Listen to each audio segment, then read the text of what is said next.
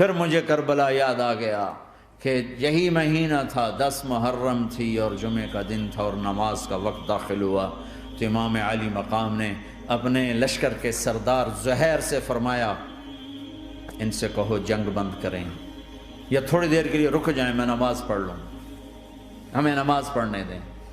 تو زہیر نے گھوڑا آگے بڑھا کر کہا شمر سے تھوڑی مہلت دو، ہم نماز پڑھ لیں، پھر تم نے جو مرضی کرنا ہے، نماز تو پڑھنے دو۔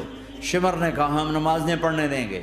ایک اور کوفی کھڑا تھا، اس کا نام حسین بن نمیر، انہوں نے کہا تمہاری نماز ہوتی ہی نہیں۔ انہوں نے کہا لعنت ہے تم پر، جس گھر کی طفیل نماز ملی ان کی نہیں ہوتی۔ پھر انہوں نے واپس آ کر عرض کی حضور وہ نماز پڑھنے کے لیے جنگ نہیں روکیں گے۔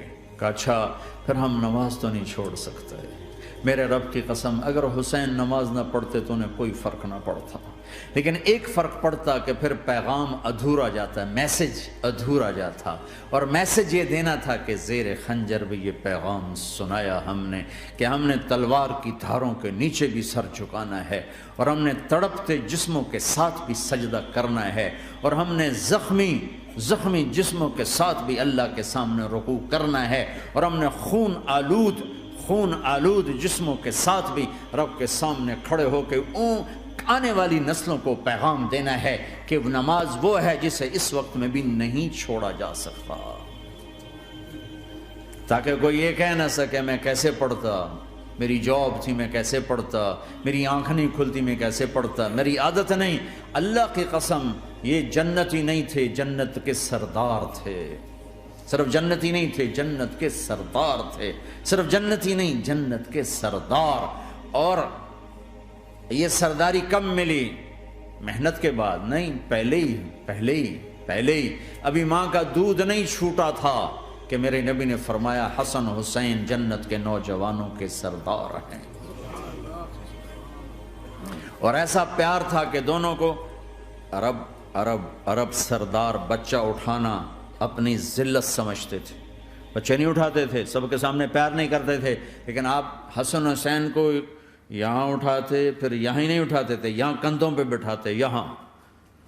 اور ایک عرب بدو حیران ہو کے دیکھ لیں یا رسول اللہ یہ آپ کیا کر رہے ہیں؟ مثلا یہ کتنی عیب کی بات ہے کہ آپ جیسا سردار اور یہاں بچوں کو بٹھایا ہوا ہے۔ کہنے لگا آپ ان سے بہت پیار کرتے ہیں؟ کہا ہاں میں ان سے بہت پیار کرتا ہوں، اور صرف میں نہیں کرتا، اللہ بھی ان سے پیار کرتا ہے۔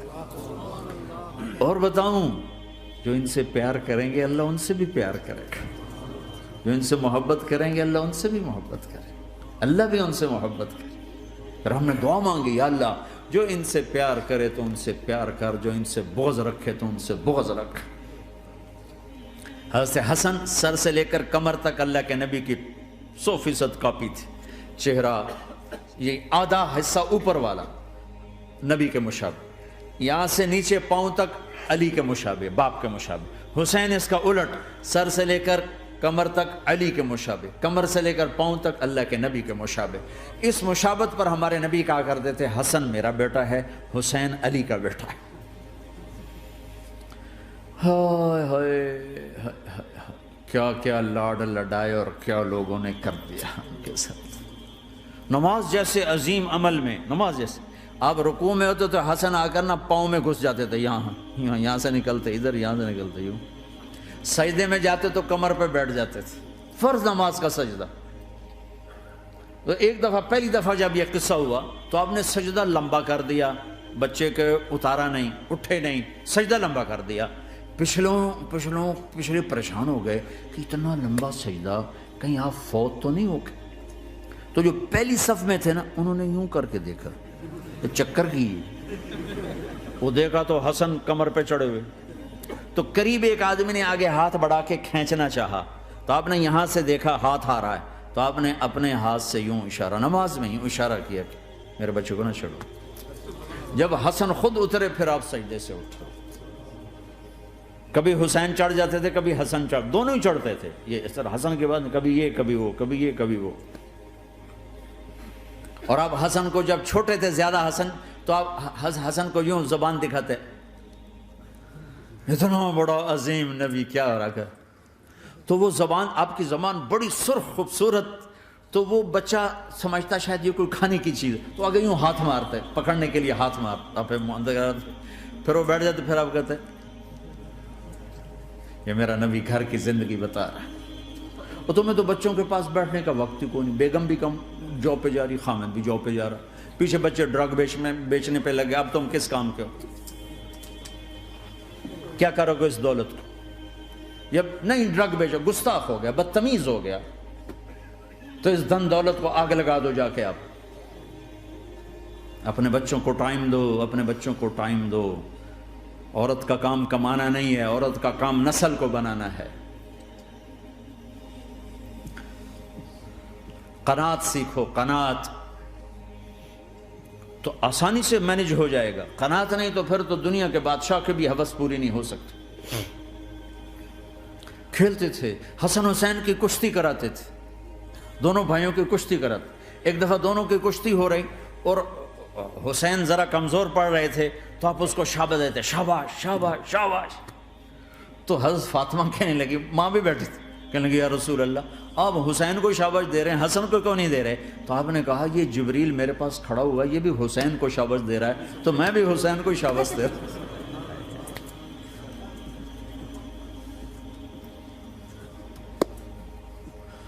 ایسی ہستیاں، لیکن ایک سبق ہے، یہ ہونا چاہیے تھا تاکہ امت کو پتہ چلے کہ دین کتنی قیمتی چیز۔ وہ جی اللہ بڑا غفور الرحیم ہے، میں نہ ہمیں ڈرایا کرو۔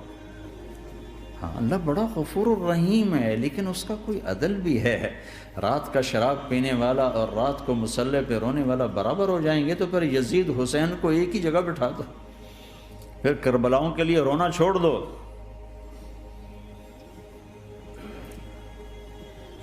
رات کو ناچنے والی، رات کو رونے والی برابر ہو جائیں گے، سود کھانے والا، حلال کھانے والا برابر ہو جائیں گے، شراب بیچنے والا اور مزدوری کرنے والا برابر ہو جائیں گے، جھوٹ بولنے والا، سچ بولنے والا برابر ہو جائیں گے۔ افنجعل المسلمین کالمجرمین ما لکم کیف تحکمون ام لکم کتاب فیہ تدرسون۔ اس سے زیادہ واضح کیا بتاؤں کہ میرا رب کہتا ہے کون سی کتاب میں لکھا ہوا ہے کہ ماننے والا نہ ماننے والا برابر کر دوں گا؟ کون سی کتاب میں؟ اللہ کو یہ کہنا پڑ رہا ہے ام لکم کتاب فیہ تدرسون، کس کتاب میں یہ لکھا ہوا ہے؟ ام نجعل المتقین کالفجار، ایک بدماش اور ایک فرمانبردار کو برابر کر دوں؟ کہاں لکھا ہوا ہے؟ ایسی ہستیاں، جنگ سے پہلے اونگ آ گئی، آنکھ کھلی تو ہنسنے لگے۔ بہن نے پوچھا یہ تو ہنسنے کا موقع نہیں، کیوں ہنسے ہو؟ زینب کہا بہن اللہ کے نبی خواب میں آئے، فرما رہے ہیں بیٹا میں لینے آ چکا ہوں، تو اب نہ پڑھے نماز، اب کیا مسئلہ ہے؟ جنت کے لیے تو کرنا ہے سب، یہ جنت کے لیے تو کر رہے، اللہ کے لیے تو کر رہے کہ سر دادن و جان دادن نہ آئے از لذت دیدارش، خسرو چتواں گفتن سر دادن و جان دادن نہ دیدار خیارے۔